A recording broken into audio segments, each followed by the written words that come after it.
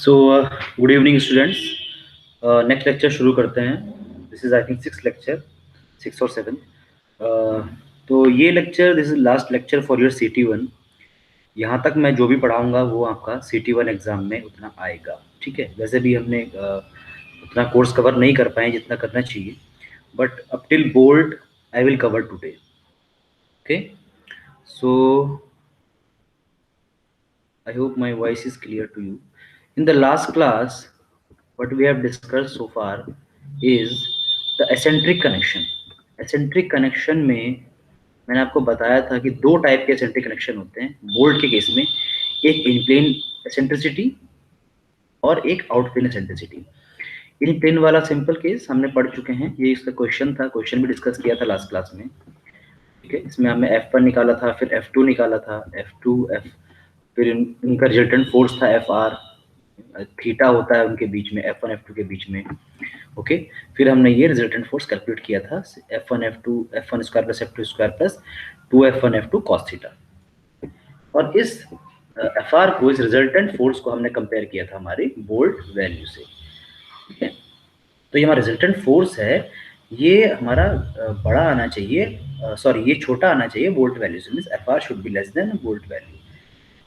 अगर ये ग्रेटर है देन डिजाइन आपका फेल हो रहा है, ठीक है। Second type is out plane eccentricity. ये भी हमने इसमें थ्योरी वगैरह थोड़ा देख ली थी। इस तरह से मान लीजिए आपका यहाँ पर लोड प्लेस किया हुआ है, it will turn like this clockwise.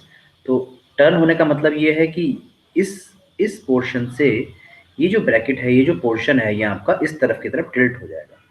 यानी ये जो most of the upper bolt में क्या आएगा, टेंशन डेवलप होगा, और लोअर बोल्ट में जो कि कम पार्ट है उसमें कंप्रेशन डेवलप होगा। तो स्ट्रेस डायग्राम अगर हम ड्रॉ करें तो इस तरह का कुछ बनेगा, ठीक है। तो neutral axis will lie somewhere here. तो काफ़ी रिसर्च हुई, काफ़ी हिडन ट्रायल हुए कि न्यूट्रल एक्सिस कहाँ पर लाई करेगा। इफ दिस इज h, इस टोटल हाइट इज h, तो उन्होंने कहा कि total height, if total height is h then it will lie on h by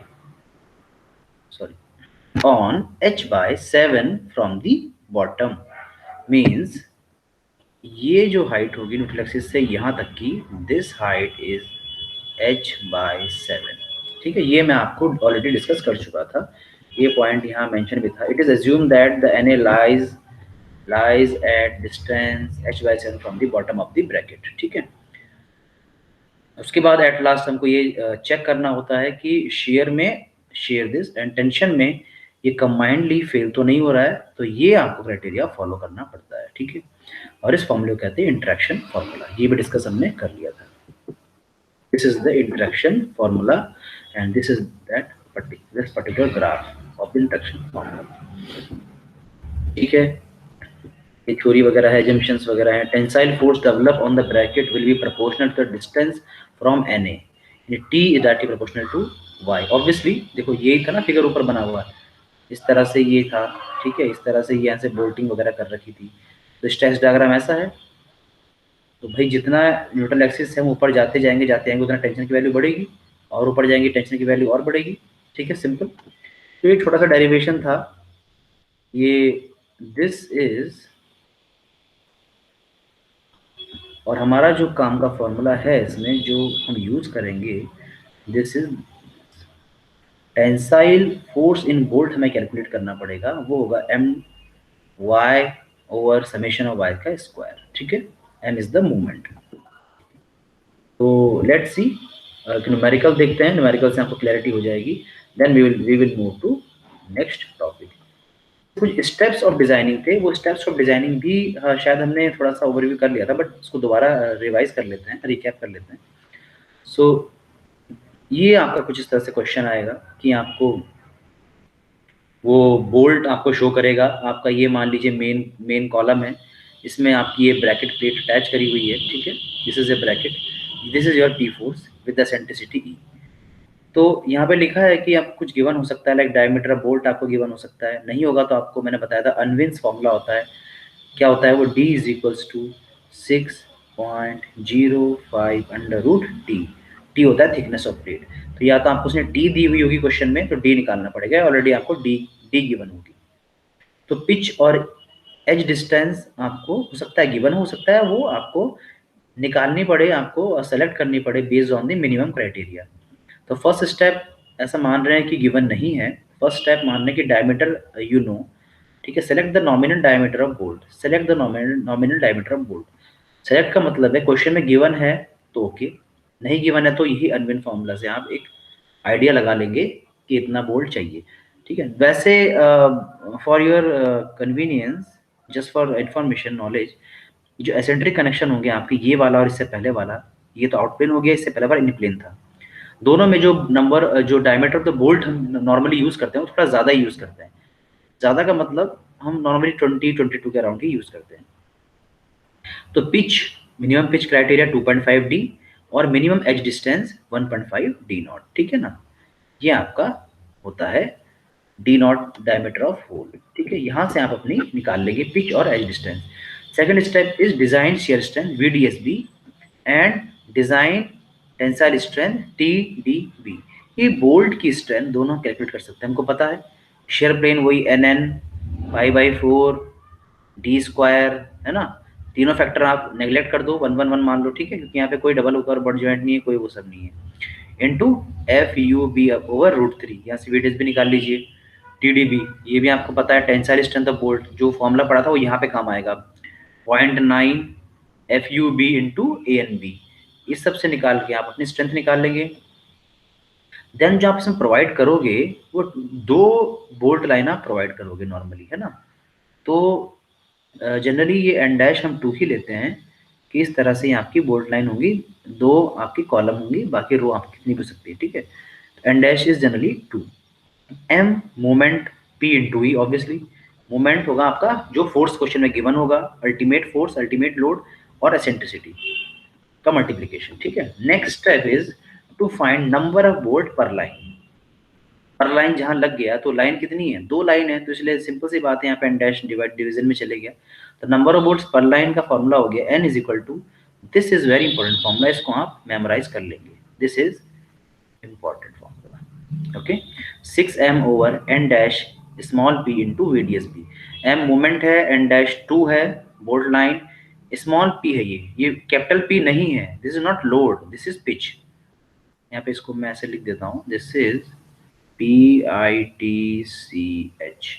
and VDSB is the design shear strength. तो number of bolt आपने calculate कर लिए। Next step आपको, आपने VDSB कैलकुलेट कर लिया और मतलब शेयर स्ट्रेंथ भी कैलकुलेट कर रही है और टेंसाइल स्ट्रेंथ भी कैलकुलेट कर ली। अब कंपेयर करने के लिए आपको शेयर फोर्स चाहिए और टेंसाइल फोर्स चाहिए। तो compute the shear force in bolt, यानी VSB, वो VDSB था स्ट्रेंथ और ये VSB है। तो सिंपल सी बात है, जितना लोड होगा divide by the total number of bolt, यानी ईच बोल्ट पे कितना फोर्स आ जाएगा हमें पता चल जाएगा। तो P मान लीजिए आपका कुछ भी है, 200 है, 300 है, 100 है, whatever, divide by the N dash, मतलब number of line which is 2 into N, मतलब नंबर ऑफ बोल्ट पर लाइन। तो ये टोटल नंबर ऑफ बोल्ट ही तो हो गया, मतलब नंबर ऑफ बोल्ट पर लाइन हो गया N। एक लाइन में मान लीजिए 5 बोल्ट हैं और N डैश हो गया, कितनी लाइन है, 2 ही लाइन होती है, तो मैंने बोल दिया 2, तो मल्टीप्लाई आपने कर दिया, 2 5 10, टोटल नंबर ऑफ बोल्ट कितने हुए, 10 हो गए, 5 ऐसे और 5 ऐसे, ठीक है। यहाँ से आप कैलकुलेट कर लोगे VSB। आपको फाइंड करना है, वो करना है आपको TB, टेंसाइल फोर्स, उसका फॉर्मूला बताया था, क्या होता है आपका, M होता है, आपका YN होता है और समेशन YI स्क्वायर होता है, ठीक है ना। मतलब स्ट्रेस डायग्राम कुछ ऐसा बन रहा था आपका, H/7 आपको बताया था, है ना, कल H/7 लास्ट क्लास में, आज भी बताया। तो यहाँ पर एक बोल्ट है, यहाँ पर एक बोल्ट है, मान लीजिए 3 बोल्ट है, नीचे भी 1-2 बोल्ट है, ऐसा करके मान लीजिए यहाँ पे न्यूट्रल एक्सिस हो गया। तो इस नियरेस्ट बोल्ट की यहाँ से डिस्टेंस इसको मान लो Y1, इस बोल्ट के डिस्टेंस को मान लीजिए आप Y2 और लास्ट बोल्ट के डिस्टेंस को मान लीजिए आप Y3। Y3 मतलब टॉप मोस्ट डिस्टेंस, ये YN का मतलब है लास्ट डिस्टेंस, क्योंकि मैक्सिमम फोर्स बिल्कुल टॉप फाइबर पे ही होगा, तो आखिरी बोल्ट की डिस्टेंस, ठीक है ना, ये Y3 होगी आपकी। नीचे वाले की भी ऐसी मान लीजिए आप, है ना। तो टेंसाइल फोर्स कैलकुलेट करें तो नीचे वाले का तो सवाल ही नहीं होता, नीचे वाले में क्या है, कंप्रेशन है, ऊपर वाले में ही टेंशन है, तो सिर्फ ऊपर के ही बोल्ट की बात होगी, ठीक है। ये आपने कैलकुलेट कर लिया, फिर आप कंपेयर कर दोगे। Seventh step is to check भाई स्ट्रेंथ जो है ये VDSB वो बड़ी होनी चाहिए किससे, शेयर फोर्स से। सिमिलरली टेंसाइल स्ट्रेंथ किससे बड़ी होनी चाहिए, शेयर ये टेंसाइल फोर्स से, है ना।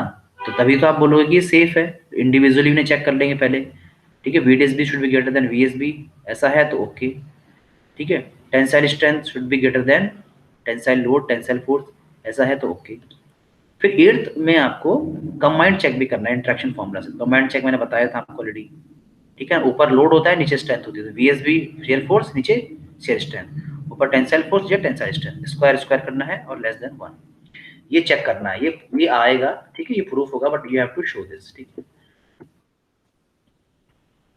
यहाँ पे लिखा है इफ, अगर ऐसा नहीं होता है, can take is it is as a note, if it is not fulfilled, condition is not fulfilled, then increase the number of bolt और बोल्ट लाइन और डायमीटर ऑफ बोल्ट। या तो आप बोल्ट बढ़ाइए या डायमीटर ऑफ बोल्ट बढ़ाइए, यानी strength बढ़ानी पड़ेगी, बिकॉज आपका बोल्ट फेल हो रहा है कंबाइंड शेयर और टेंशन में, ठीक है। तो ये न्यूमेरिकल पढ़ते हैं फटाफट से, उसके बाद इसी पे एक क्वेश्चन कर लेते हैं सिंपल सा। Design a bracket connection to transfer an end reaction. End reaction से पता चलता है कि ये एंड रिएक्शन मान लीजिए 200 इलेक्ट्रॉन की दे रखी है इसने, ये एंड रिएक्शन यानी एंड पे लग रहा है फोर्स, तो एसेंट्रिक कनेक्शन की बात कर रहा है, of 200 kilonewton due to the factored load as shown in the figure. The end reaction from the girder act as an eccentricity of 250 mm. Clearly इसने एसेंट्रिसिटी की बात कर ली है, और है ना, तो एसेंट्रिसिटी यानी it is eccentric connection, okay. Fine, this is recording, okay, this is eccentric connection from the face of column flange. Design bolted joint connecting the T flange with the column's flange steel grade is a Fe410 and bolt is a 4.6, ठीक है। तो ये आपको question में given है, ठीक है। इस तरह से FU आपका हो गया 410, FUB 400, गामा M बोल्ट के लिए हो गया 1.25 फैक्टर सेफ्टी। मोमेंट कैसे निकालेंगे, तो फोर्स था 200 इंटू एसेंट्रिसिटी, फोर्स इंटू ई, पी इंटू ई, तो आ गया 50 किलोन्यूटन मीटर। यूनिट आप ध्यान रखें, यूनिट आपको इधर उधर मिलेंगी, आपको अपने हिसाब से चेंज करनी पड़ेंगी, ठीक है। तो first step diameter of bolt set करना पड़ेगा आपको, ठीक है। कन्वीन फॉर्मूला लगाओ, या ऐसे मैंने बोला 20-22 आप एज्यूम कर सकते हो। तो उन्होंने क्या करा, we have to provide certain diameter of bolt, let us provide D = 24 mm। हाँ 22 भी कर सकते हैं, 24 भी कर सकते हैं, ठीक है। Late us provide D = 24 mm। तो 24 तक के लिए हमने बताया था क्लियरेंस 2 ऐड करना पड़ता है D नॉट निकालने के लिए। 24 से ऊपर होता है तो आपका 3 ऐड होता है, 28 लेते तो फिर 31 हो जाता है, राइट। तो D नॉट = 24 प्लस क्लियरेंस 2, तो D नॉट होल का डायमीटर आ गया 26 mm, ठीक है। VDS भी आपको निकालना पड़ेगा, तो ANB निकाल दिया 0.78 π/4 D², 353 mm² आ गया। पिच और एच भी गिवन नहीं है आपको, तो पिच आपने 2.5 D से निकाली, 2.5 × 24 60 mm पिच आ गई आपकी। H distance 1.5 D not, 1.5 × D not 26 39। तो राउंड फिगर करना पड़ता है कैलकुलेशन थोड़ा इजी करने के लिए, नहीं तो बहुत कॉम्प्लिकेटेड हो जाता है। तो कैलकुलेशन इजी करने के लिए 39 को क्या ले लिया हमने, 40 mm। तो स्मॉल पी पिच आपके आ गई 60 mm और एच डिस्टेंस आपके पास आ गई 40 mm। VDSB design shear strength आप निकाल लोगे, FUB/√3 × 1.25 इंटू NN, ये क्या है, number of shear plane NN into ANB। ANB हमने ऊपर निकाल दिया। अब आप देखो कि सिंपल ऐसा ही तो है कि एक कॉलम के ब्रैकेट से हमारी एक प्लेट अटैच है ना। यहाँ पे लोड कहीं लगा रहे हो, यहाँ पे टॉप भी दिखा रहा हूँ ऊपर से, यहाँ पे आपने बोल्टिंग कर दी। तो जब बोल्टिंग कर दी तो एक ही प्लेट का कोना कॉलम की एक ही फ्लैंज से अटैच है इस तरह से, तो एक ही शेयर प्लेन आपका होगा। तो NN आपने 1 मान लिया, N = 1, ये आपका आ गया 65.22 kilo Newton. Tensile strength of the bolt, अब निकालना टेंसाइल स्ट्रेंथ, तो वही थी 0.9 FUB ANB / 1.25। यहाँ पे डायरेक्ट हम पार्शियल फैक्टर ऑफ सेफ्टी की डिवाइड कर रहे हैं, 1.25 एंड 1.25 सेम बोल्ट के लिए। तो 0.9 FUB यानी 400, FUB आएगा यहाँ पर बोल्ट का, तो यहाँ पे करेक्शन आप कर लीजिए, it should be 400 into FU होता है आपका 410, 400 होता है आपका बोल्ट का। ANB सेम होता है बोल्ट का ही, क्रॉस सेक्शन का एरिया ऑलरेडी हम निकाल चुके हैं 353, तो यहाँ पे आप 353 पुट कर दिया डिवाइड बाय 1.25। अब चेक कर लेना, it is coming 101.6 6 kilo Newton, ठीक है। तो वेरिएशन होगा तो आप देख लेना। तो टेंसाइल स्ट्रेंथ निकल गई, आपका शेयर फोर्स निकल गया। अब आपका आपका मेन काम है आपका शेयर स्ट्रेंथ निकल गई, सॉरी शेयर फोर्स निकालना है और आपका टेंसाइल फोर्स निकालना है। तो शेयर फोर्स वगैरह निकालने के लिए पहले आप नंबर ऑफ बोल्ट निकालेंगे, ठीक है, तभी आपका वो टेंसाइल फोर्स निकल पाएगा। तो नंबर ऑफ बोल्ट निकालने के लिए N dash number of bolt line आपने ज्यूम कर ली 2, फिर आप number of bolt N is equals to under root 6m divide by pitch into N dash into VDS भी हमने निकाल लिया है, एम हमारे पास है, under root 6 into M movement is 50 kilo newton metre. यहाँ देखो 50 के एन मीटर। तो हम जो हमारी स्ट्रेंथ की यूनिट होती है, जो हमारी पिच है वो एमएम में है, वीडीएस भी हमारी मेगा पास्कल या एमएम में है ना, वो सब हमें देखना पड़ेगा। और उसके बाद वीडीएस भी हमारी देखो किसमें, किलो न्यूटन में है, ठीक है, तो इसको भी न्यूटन में कन्वर्ट कर लेंगे, फाइन। तो किलो न्यूटन में जब किलो न्यूटन को न्यूटन में कन्वर्ट करोगे तो 1000 आएगा, तो 50 इंटू 1000, और मीटर को जब कन्वर्ट करोगे तो एमएम में, तो आपका क्या आएगा, एमएम आएगा, तो 1000, तो 50 इंटू 10⁻6 आएगा। बट नीचे 65 भी किलो न्यूटन में है और आपका 50 भी ऊपर किलो न्यूटन मीटर में है। तो किलो न्यूटन से न्यूटन चेंज ना करें तो अच्छा होगा, क्योंकि कैंसिल आउट वैसे भी हो जाएगा, राइट। तो 50 किलो न्यूटन हमने चेंज नहीं करा, मीटर को हमने एमएम कर लिया, यानी ये हमने कर लिया 50 किलो न्यूटन एमएम, ठीक है। तो किलो न्यूटन से ये किलो न्यूटन का जो है वो आपका कट गया, राइट। ये एमएम का आपका 1000 हो गया। तो ये जब आपने सॉल्व आउट किया तो इट इज कमिंग लाइक 5.95। तो राउंड फिगर में आपको बोल्ट की संख्या बतानी पड़ती है, तो आप हायर साइड में करके राउंड फिगर 6 बोल्ट, तो 6 बोल्ट आपके रिक्वायर्ड है एक लाइन में, टोटल 6 बोल्ट नहीं है एक लाइन में। यानी फिगर आप कुछ ऐसा बन गया, देखो यहाँ पे फिगर आपका बना रखा है, 6 बोल्ट आपने कट कर दिए, 1 2 3 4 5 6। ऐसे सिमिलरली इधर भी 1 2 3 4 5 6 है ना। तो टोटल बोल्ट कोई बोले तो टोटल बोल्ट इज 12, एक लाइन में 6, ठीक है। अब आप निकालोगे total height H, total height H, ठीक है, क्योंकि आपको इसका h/7 भी करना होगा अपना न्यूट्रल एक्सिस की डेप्थ फाइंड करने के लिए। तो h कैसे निकालेंगे, देखिए फोर्स कैसे लग रहा है, ऐसे लग रहा है, कुछ ऐसे लग रहा है, सेंट्रिसिटी पे है, मान लीजिए सेंट्रिसिटी पे ही है, ये इसका सेंटर पॉइंट हो गया, ये इसकी सेंट्रिसिटी होगी, लेकिन लग तो इसके टॉप से रहा है, वर्टिकल ऐसे लग रहा है ना। तो जिस डायरेक्शन में फोर्स लगता है उस डायरेक्शन में एक बोल्ट से दूसरे बोल्ट की जो डिस्टेंस होती है उसको क्या कहते हैं, इसी को तो पिच कहते हैं ना। पिच क्या होती है, जिस डायरेक्शन में फोर्स लग रहा है उसी डायरेक्शन में एक बोल्ट के सेंटर से दूसरे बोल्ट के सेंटर तक के डिस्टेंस को पिच कहते हैं। और ऐसे बोल्ट फोर्स ऐसे लग रहा है तो इसके परपेंडिकुलर जो सेंटर टू सेंटर डिस्टेंस, इसको क्या कहते हैं, गेज कहेंगे। तो pitch or gauge normally lump sum equally assume कर लेते हैं। लास्ट का ये जो होता है ये वाला, ये एज डिस्टेंस हो गया है ना, तो ये आपने 40 ऑलरेडी लिया था, राइट। सो आपका कितना आया था पिच, पिच आपकी 60 आई थी, लेट अस चेक। हाँ 60 है। तो आप क्या करेंगे, ये तो 40 मान लेंगे एज डिस्टेंस, ये 40 हो गई, यहाँ से यहाँ तक की 60 हो गई, इसके बीच की 60 हो गई, इसके बीच की 60 हो गई, इसके बीच की 60 हो गई, इसके 60 हो गई, 65 शायद ली हुई है, उससे कोई फर्क नहीं पड़ता, बिकॉज 60 mm जो आया था 2.5 से वो मिनिमम है, तो मिनिमम है तो 65 मान ली, 70 मान ली, इतना खास फर्क नहीं पड़ता है। आप 65 भी ले सकते हैं, 60 भी ले सकते हैं, ठीक है ना। तो आप, मैं इधर फिगर बना देता हूँ दोबारा ताकि आपको कंफ्यूजन ना हो। इस तरह से ये है, ओके। एक बोल्ट, दो बोल्ट, तीन बोल्ट, 4 5 6, सिमिलरली 1 2 3 4 5 6, ओके। तो ये मैंने बताया आपको, ये आपने निकाल लिया, ये हो गया आपकी 40, फिर ये 60, ये 60, ये 60, ये 60 और ये 60, और लास्ट में इसके नीचे भी बची होगी वो 40।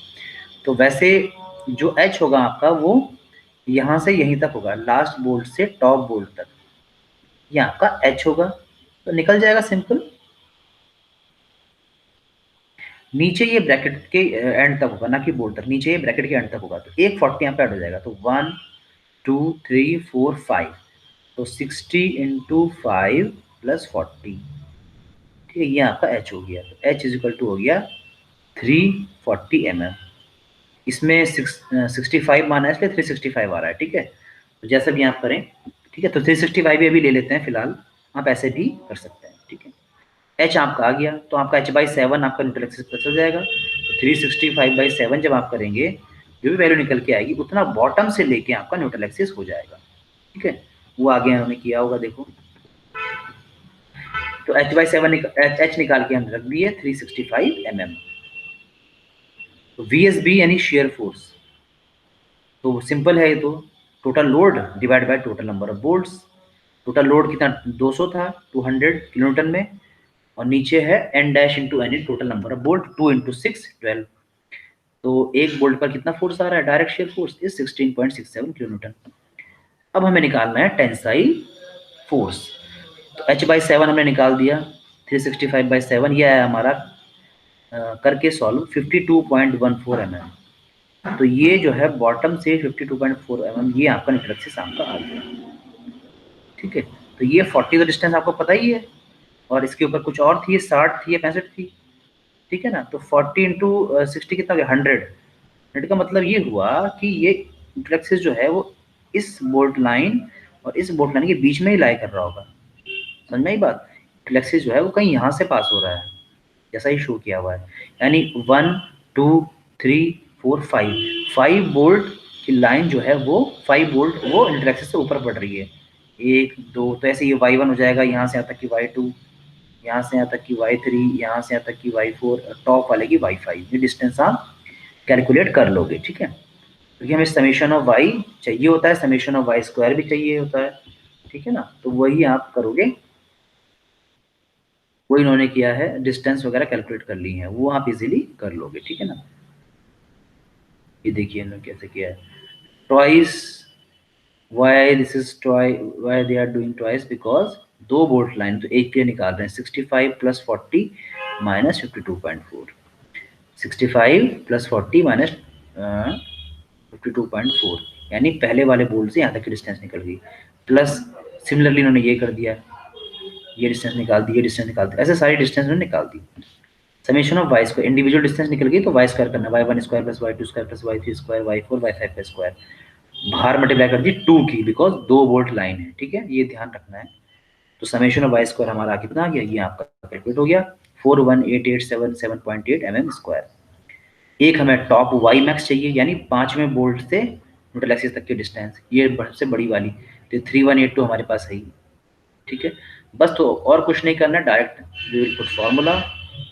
ठीक है, movement into Y max upon summation of Y का स्क्वायर, यानी मूवमेंट कितना है 50 × 10⁻³ into Y max 312 divide by summation of Y का स्क्वायर।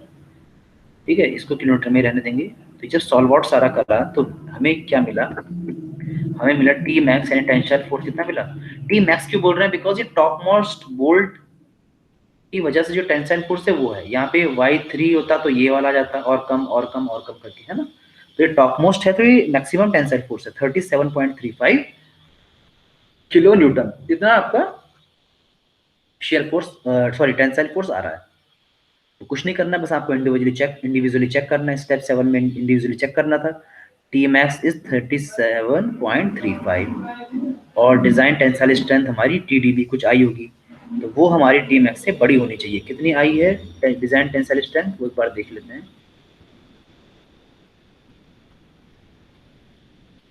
दिस इज 101.66, तो काफी ज्यादा है। ठीक है, 101.66 is greater than, much greater than 37.35।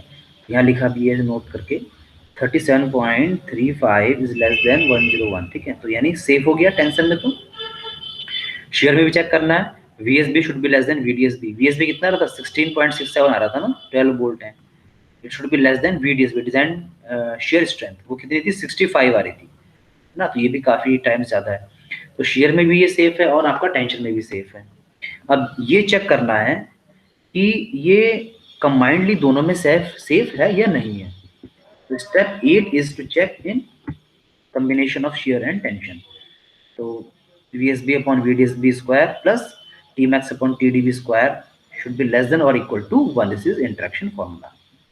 So 16.67 divided by 65.22 square plus 37.35 divided by 101.66 का स्क्वायर, ये आपने कैलकुलेट करना है. ये कैलकुलेट करा तो ये कितना है 0.2 आया, और 0.2 क्या है, much less than 1, hence safe. It is individually safe in shear, it is individually safe in tension, and it is also combinedly safe in tension and shear. ये इन्होंने एज अ नोट लिख दिया कि bolt group are safe in both tension and shear वगैरह वगैरह. ठीक है, this is the completion of this question. ठीक है, इस तरह का क्वेश्चन आपका आ सकता है. ठीक है ना, ये क्वेश्चन तो हमने एसेंट्रिक में दोनों तरह के न्यूमेरिकल कर लिए. एक हमने प्लेन एसेंट्रिसिटी वाला भी कर लिया और आउटप्लेन वाला भी कर लिया. ठीक है, और नॉर्मल हमने लैब और बट जॉइंट वाला भी, नॉन एसेंट्रिक वाला भी कर लिया था. ओके, तो अभी हमारे पास टाइम है इस लेक्चर में. Then now we are moving to our next topic. तो ये जो बोल्ट का मैंने जब स्टार्ट किया था तो बोल्ट के दो क्लासिफिकेशन थे. फर्स्ट इज ऑर्डिनरी बोल्ट और black bolt. Second is the HSFG bolt, high strength friction grip bolt. तो अब जो नेक्स्ट टॉपिक कवर करने जा रहे हैं that is HSFG bolt, high strength friction grip bolt. ठीक है,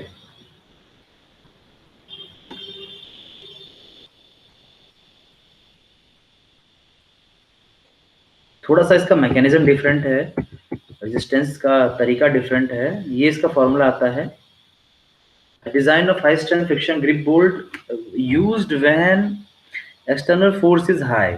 क्या बोल रहे हैं, इसे कब यूज करते हैं, जब एक्सटर्नल फोर्स हाई होता है. To accommodate bolt in shorter length of the joint we have to reduce the number of bolts, then we prefer HSFG bolt. ऐसी जगह जहां पर कनेक्शन की लेंथ छोटी होती है और हमें नंबर ऑफ बोल्ट्स कम प्रोवाइड करने पड़ते हैं. ठीक है, ये हमारी मजबूरी होती है कि नंबर ऑफ बोल्ट्स हमें कम प्रोवाइड करना है, बट कनेक्शन सेफ होना चाहिए और लोड भी ज़्यादा है. उस केस में हम कुछ मजबूत बोल्ट और कुछ डिफरेंट तरह के बोल्ट, बड़े बोल्ट यूज करते हैं जिन्हें बोलते हैं HSFG बोल्ट. इनका मैकेनिज्म थोड़ा डिफरेंट होता है. ये इसका फॉर्मूला है, इसको बाद में भी देखेंगे. VNSF मतलब shear strength of friction grip bolt is equal to mu f, coefficient of friction, Ne is the plane, EH is the कि किस तरह से वो फिटेड है, और F not is the proof stress. ठीक है, टेंसाइल फोर्स. तो ये आप नहीं पढ़ना. ओके, ये वही मोमेंट रेस्टिंग कनेक्शन की डेफिनेशन है, ये रिपीट हो गई है. यानी जो end in bolt, in plane bolt और प्लेन बोल्ट सेंट्रिसिटी हमने पढ़ा है, इसके अंदर ही आता है. ये पहले भी रिपीट हो चुका है. ठीक है, अच्छा, HSFG बोल्ट, ये यहाँ से फ्रेश स्टार्ट कर रहे हैं. It is a friction type bolt. ठीक है, reduction factor for long joint is to consider. Long joint का फैक्टर इसमें कंसिडर कर सकते हैं इफ वो कंडीशन में क्राइटेरिया में आता है. तो क्या था वो, length of joint if greater than 15 times of D, diameter of bolt. अगर ये है तो आप लॉन्ग जॉइंट फैक्टर यूज करोगे. ठीक है, अगर ऐसा नहीं है तो यूज नहीं करना है. ठीक है, एनीवे, तो it is used where force are large, space for the connection is limited and we have to limit number of bolts. Space बहुत ज़्यादा, स्पेस जो है वो कम है, लिमिटेड है, और फोर्स ज़्यादा है, तो कम ही बोल्ट से काम चलाना है, लेस नंबर ऑफ बोल्ट से काम चलाना है. ठीक है, तो दो तरह से इसको कैटेगराइज किया गया है बेसिकली. ये थोड़ा देख लो आप, not so much important. Most commonly parallel shank first, most commonly used, and it is designed not to slip at serviceability load but slip into the ultimate load. ये हो गया पैरेलल शैंक, कि वो slip नहीं होगा कम load पर, serviceability load पर. जो फ्रिक्शन उसमें जनरेट हो रहा है वही इतना सफिशिएंट होगा कि वो लोड को झेल ले. कि अपने फर्दर लोड बढ़ाया, लोड और बढ़ता है तो फ्रिक्शन से ओवरकम कर जाएगा और वो स्लिप होने के चांस रहेंगे. ये तो हो गया पैरेलल शैंक. ठीक है ना, इस तरह से. कुछ हो गया वेस्टेड शैंक, थ्रेडेड होगा. Waisted shank having higher strength and design not to slip at ultimate load and need not to be check bearing और लॉन्ग जॉइंट कैपेसिटी. तो वेस्टेड शैंक जनरली जो बोल्ट होता है वो नॉट टू स्लिप के लिए design होता है, अल्टीमेट लोड पे भी. तो it will not fail in bearing और शेयरिंग. ठीक है, बट आप दोनों में आप चेक करके दिखा देंगे स्लिप और no slip condition as question is demanding for that. Force mechanism is bit different. Force mechanism कुछ ऐसा है जो नॉर्मल हमने पहले बोल्ट पढ़ा था, वो शेयरिंग और बियरिंग से स्ट्रेंथ झेलते थे, है ना। जैसे ये प्लेट थी हमारी और ये इस पे प्लेट हमने अटैच करी थी, इसको क्या बोलते थे, लैप जॉइंट।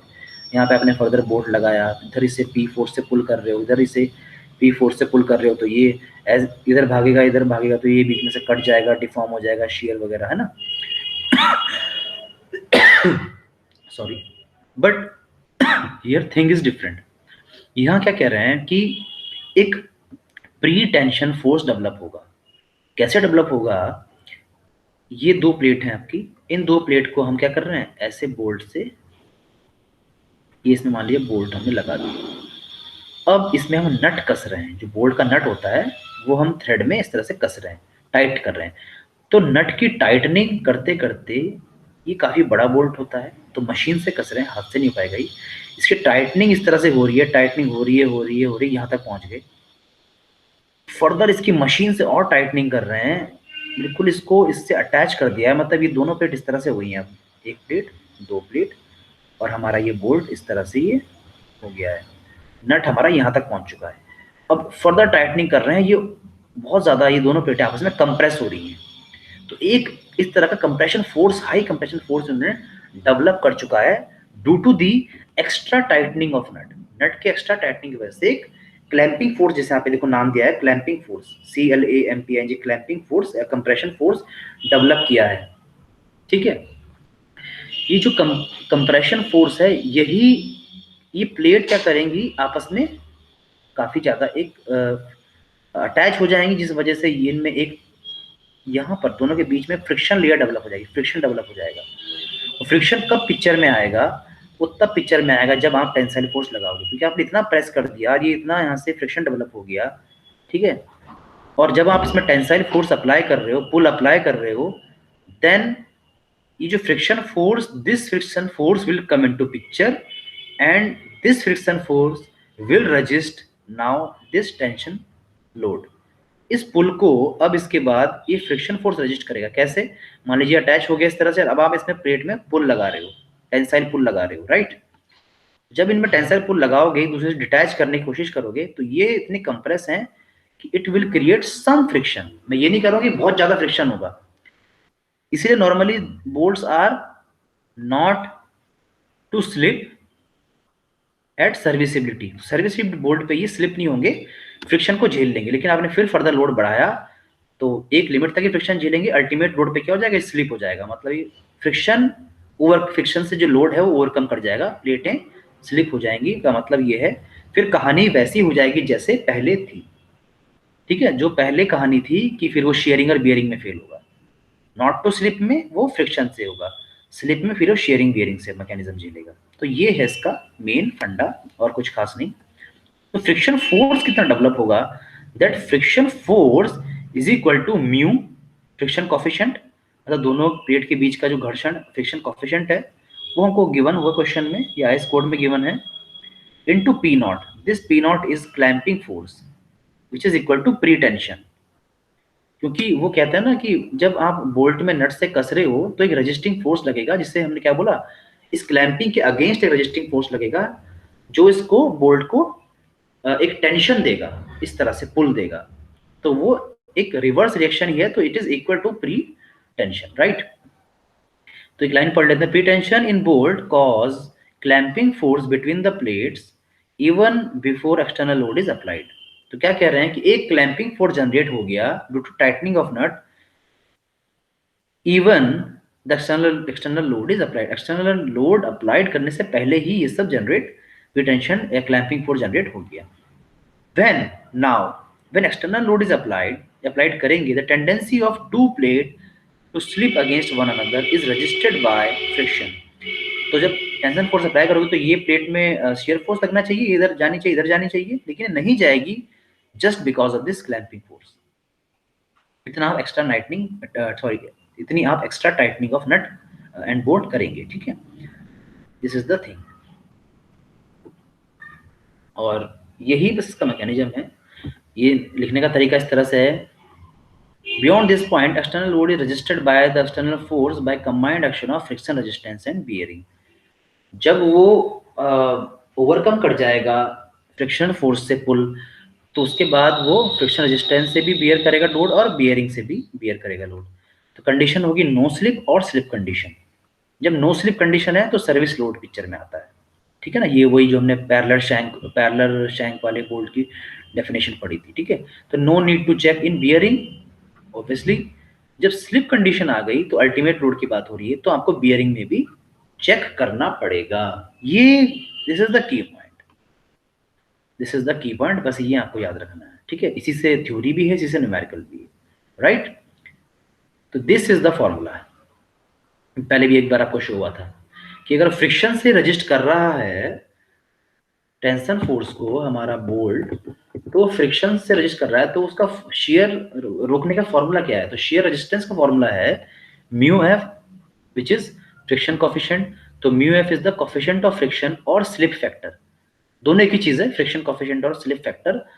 ये 0.55 से कम होता है, 0.3, 0.4, 0.55 के अराउंड। टेबल नंबर 20 यहाँ पे देखो लिखा भी है मैंने, टेबल नंबर 20 किसकी? आईएस कोड की, आईएस कोड की, हमारे एस कोड की एस 800 2007 के टेबल नंबर 20 पे म्यू की वैल्यू गिवन है, वहां से आप ले लेंगे। कुछ भी आपको नहीं समझ में आता तो 0.5 आप एज्यूम करके क्वेश्चन सॉल्व करना है, ठीक है। N E is the number of effective interface of sharing the frictional resistance to slip. कुछ नहीं है, बहुत ऐसे कठिन से लैंग्वेज आपको नहीं करनी है, सिंपल सा कहना चाह रहा है कि भाई दो प्लेट हैं तो एक ही एनई होगा, है ना, ऑब्वियस सी बात है। भाई दो प्लेट हैं इस तरह से, ठीक है ना, दो प्लेट हैं, एक प्लेट ये एक प्लेट ये है, तो एक ही एन होगा दोनों के बीच में। It is something like our N N और एन एस, जो हम एन एन पढ़ते थे शेयर पेन, वही चीज है एक तरह से, ठीक है। नेक्स्ट इज के एच। के एच एक इफेक्टर इसलिए इंट्रोड्यूस करा बिकॉज कई बार जो होल होता है जिसमें हमें बोल्ट इंसर्ट करना होता है अपना, वो जो होल होता है वो कई तरह का होता है, not always circular, not always well fitted, somewhere it is loose, somewhere it is well fitted, somewhere it is oval shape, elliptical shape. तो उसके लिए इन्होंने आईएस कोड ने बोला है कि कुछ फैक्टर्स हैं, अगर वो देखो 1 for the fastener in clearance hole, मतलब कहना चाह रहे हैं जो बोल्ट है वो बिल्कुल फिट आ रहा है होल में, क्लियरेंस होल में, तो आप 1 ले लेंगे, है ना, तो ऑब्वियस सी बात है 1 ले लेंगे, कोई कटौती नहीं होगी स्ट्रेंथ में। 0.5 for fastener in oversized and short slotted hole, oversized अगर है होल तो आप 0.5 ले लोगे, and short slotted hole and for fastener in long slotted hole loaded perpendicular to the slot. अगर लोडिंग ऐसे हो रही है परपेंडिकुलर टू द स्लॉट, तो आप लॉन्ग स्लॉटेड होल में भी इस तरह से लेंगे, ठीक है। ये होता है शॉर्ट स्लॉटेड और ये होता है लॉन्ग स्लॉटेड, ठीक है ना। 0.7 for the long slotted hole loaded parallel to the slot, parallel to the slot load आ रहा है तो लॉन्ग स्लॉटेड में आप क्या लोगे? 0.7 लोगे, ठीक है। और perpendicular to the slot load आ रहा है तो लॉन्ग स्लॉटेड में आप 0.5 लोगे सॉरी, और शॉर्ट स्लॉटेड में आप 0.585 ही लोगे, और कुछ नहीं गिवन है क्वेश्चन में, कुछ भी नहीं गिवन है तो आप 1 ले लोगे, simple, got it. Next is F not. अब एफ नॉट को समझना है ये कैसे हमें लेना है, ठीक है। एफ नॉट इज वही प्री टेंशन फोर्स है ये, तो it is pretension stress into A and B, ठीक है ना। Stress is 0.7 times of F, ठीक है। ये आपका ऐसे निकालना है, और ये टेंशन रेजिस्टेंस होगी किसकी? बोल्ट की। ये आपको वही फॉर्मूला हमने पहले पढ़ा हुआ है, वही सेम चीज है, नथिंग डिफरेंट, ठीक है। Now coming to the numerical, okay. तो लगभग हमें 45 मिनट हो गए हैं क्लास करे हुए, इट विल टेक 5 मिनट, ठीक है। तो ये न्यूमेरिकल भी कंप्लीट कर लेते हैं so that we should have some significant syllabus, optimum syllabus. HSFG bolt का हाई स्ट्रेंथ फ्रिक्शन ग्रिप का न्यूमेरिकल है, एंड आईएसए एक आईएसए है, एंगल सेक्शन है, this carries a factored tensile force of 150 kilonewton, and it is to be joined with 10 mm thick gusset plate. Design the joint using HSFG bolt when grade is 8.8. तो क्या कहना चाह रहे हैं कि एक एंगल सेक्शन है आईएसए, आईएस मतलब इंडियन स्टैंडर्ड, ए मतलब एंगल सेक्शन, ठीक है ना। इस तरह का एंगल सेक्शन होता है आपका 110 इंटू 10, तो ये लेग 110 हो गई, ये लेग भी 110 हो गई, और 10 क्या होते हैं लास्ट वाली? इसकी थिकनेस होती है। लोड आपको दे दिया 150, इट इज गिवन, ठीक है। Joint with the gusset plate 10 mm thickness की प्लेट दे दी आपको, और बोला है कि एचएसएफजी बोल्ट से डिजाइन करना है। ग्रेड 8.8, देखो वहाँ पे 4.6 होता था, यहाँ पे नॉर्मली 8.8 होता है, ठीक है ना। 8.8 का मतलब ये जो आपकी FU होगी, इसकी अल्टीमेट स्ट्रेंथ होगी वो 800 होगी न्यूटन पर mm²। दोनों कंडीशन में आपको बताना है, नो स्लिप कंडीशन में बताना है और व्हेन स्लिप कंडीशन में बताना है, ठीक है। तो FU भी आपका हो गया 800, AN भी आपका हो गया वही 0.78 π/4 d², ठीक है ना। डायमीटर इज गिवन 20 mm, तो ये आपका आ गया। नो स्लिप कंडीशन मतलब शेयर से उसको रजिस्ट करेगा, तो शेयर वाला फॉर्मूला क्या फॉर्मूला था, म्यू ई एन ई के एच इंटू एफ, यहीं पे डिवाइड कर दिया इसका फैक्टर ऑफ सेफ्टी से, है ना।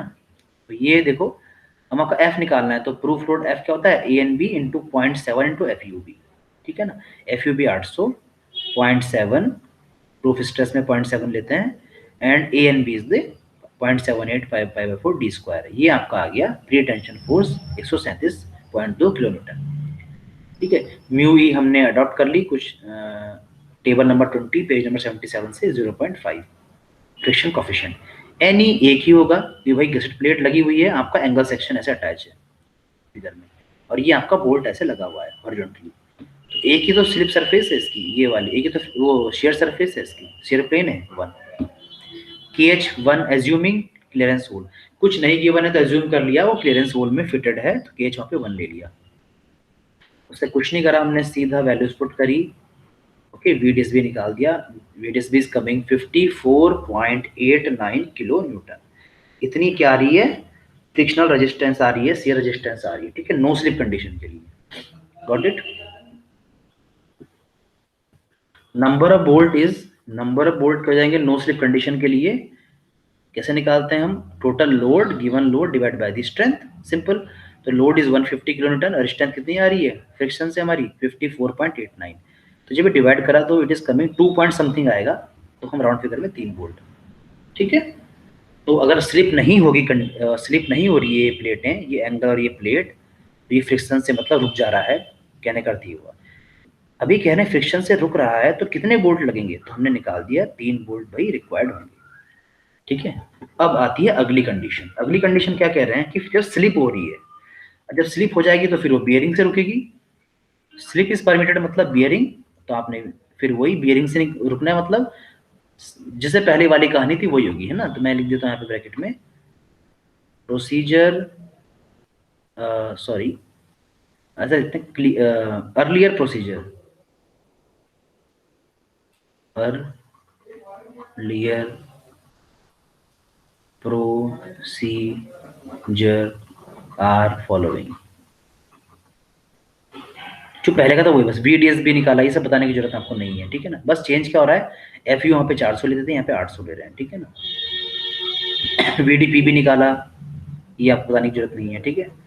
सिमिलरली दोनों में से कम बोल्ट वैल्यू ले ली, क्या आ गई 90 आ गई, कुछ नहीं करना है, 150 बाई स्ट्रेंथ कर दिया, बोल्ट वैल्यू 2 वोल्ट आ गया। तो क्या समझ में आया, जब फ्रिक्शन से अलोन नो स्लिप कंडीशन में 3 वोल्ट आ रहे थे, स्लिप कंडीशन में 2 वोल्ट आ रहे हैं, ठीक है ना। तो यहाँ पे एक नोट आप हम पढ़ लेते हैं, that might be important for you. We have seen if we consider slip is not permitted, यानी first case no slip condition, number of bolt required is more, 3 थे as compare to slip condition, पहले 3 थे अब 2 हो गए, कम हो गए। But to make joint more rigid we have to provide no slip condition somewhere. तो वो कह रहे हैं कि जब हमने नो स्लिप कंडीशन करी, देखो नो स्लिप, तो अर्थ हो गया फ्रिक्शन कंडीशन, फ्रिक्शन से वो लोड झेल रहा है, ठीक है ना। इसमें कितने बोल्ट आए 3। दूसरी करी हमने स्लिप कंडीशन, ठीक है ना। ये कैसी कंडीशन थी, जिसे हमने पहले पढ़े हुए चैप्टर एज प्रीवियस, तो यहाँ पे लिख दूं मैं आपको एज प्रीवियस। इसमें नंबर ऑफ बोल्ट कितने आए 2, ज्यादा बोल्ट कितने अपर वाले में, मतलब ज्यादा महंगा कनेक्शन कौन सा हो गया ऊपर वाला, चीपर कौन सा हो गया नीचे वाला। उसके बाद भी कह रहा है कि we prefer some time no slip condition because वो ज्यादा रिजिड होता है, ज्यादा स्टिल होता है, ज्यादा स्थिर होता है, ज्यादा मजबूत होता है, ठीक है ना। In the against of seismic loading, fatigue loading, vibration loading, ठीक है। तो इकोनॉमिक कौन सा हुआ, स्लिप कंडीशन ही हुआ, लेकिन ज्यादा स्ट्रॉन्ग और रिजिड कौन सा हुआ, नो स्लिप कंडीशन हुआ, ठीक है। तो बस ये छोटा सा न्यूमेरिकल इस तरह से आप हम करते हैं HSFG बोल्ट में, और कुछ नहीं है, ठीक है। तो this is up to what we have discuss the bolt design, black bolt design with eccentricity design, and आज हम डिस्कस कर लिया high strength friction grip bolt design. In next class, in next lecture we will study the weld design, welding. Bolt हमने finish कर लिया है, अब पढ़ेंगे हम वेल्डिंग. ठीक है ना. वेल्ड में फिलेट वेल्ड पढ़ेंगे, ग्रू वेल्ड पढ़ेंगे, और उसमें भी एसेंट्रिक वाला केस अलग से हम पढ़ेंगे. Right. Okay, this is all for the today class.